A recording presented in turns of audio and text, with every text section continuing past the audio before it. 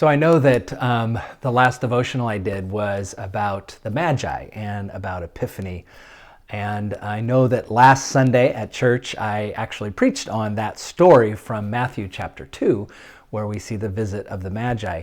But you know, one of the things that you find as a preacher or someone who's trying to teach and you have a limited amount of space in which to teach is sometimes you have way more information that you want to share and you just don't have the time to share it. So I was going to leave this one alone, but for some reason, this aspect of this story just kept nagging on me. And I felt like, you know what, I needed to do one more devotional that looks at this story of the Magi.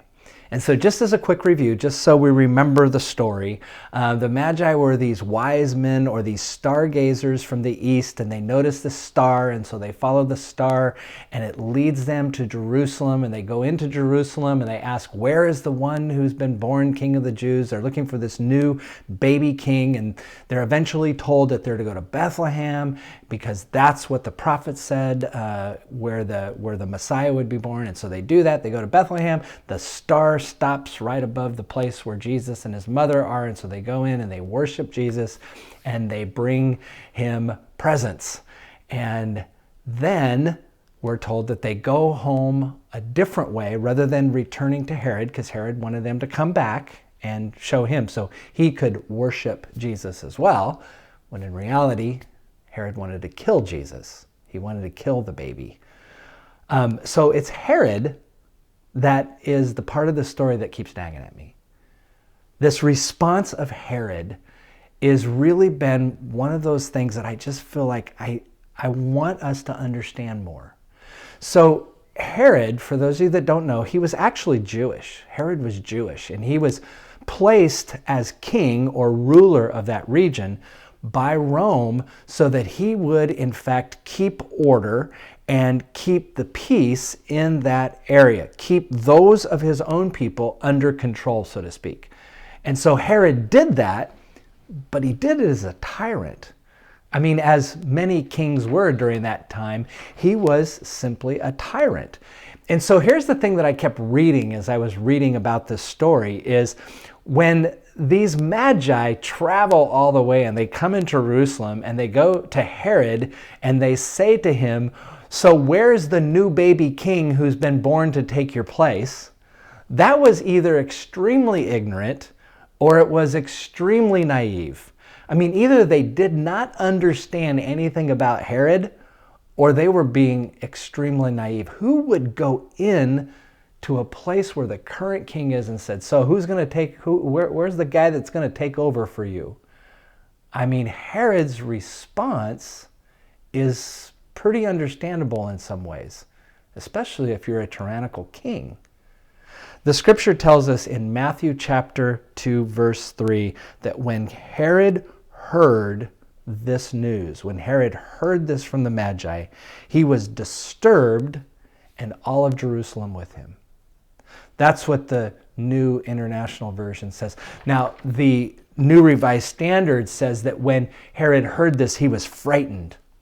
The Message version of Scripture says that when Herod heard this, he was terrified. The Good News says that when he heard this, he was very upset. The Contemporary English Version said that when he heard this, he was worried. And the good old King James said that when Herod heard this news, he was troubled. Let that sink in just for a moment.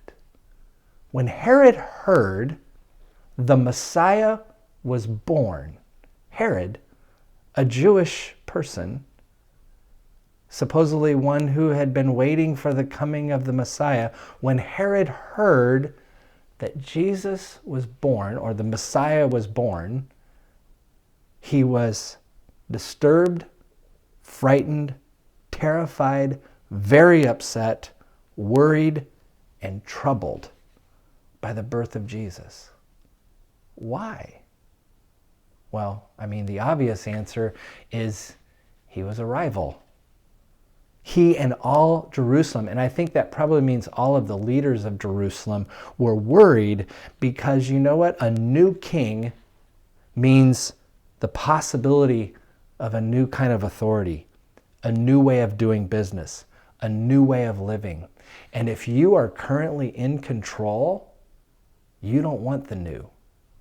You see, a new way is not that's not my way, is tough for those who are set in their ways. Let me say that one more time. A new way for those who feel like this is not my way is tough if you are set in your ways. You know, I think that that is, for me, an enduring message of the story of the coming of Jesus. It is if we are seeing a reset, a restart, a new beginning, and those who are currently in control, those who currently like the way things are going, are not going to like this coming of the Messiah, this coming of Jesus. And I wonder sometimes, if we are honest with ourselves, are we really ready for the fullness of what Jesus brings us? Because it might mean changing the way we do things. It might mean changing the way we look at life. It might be changing the way we see our neighbors and see our enemies and understand our place in the world.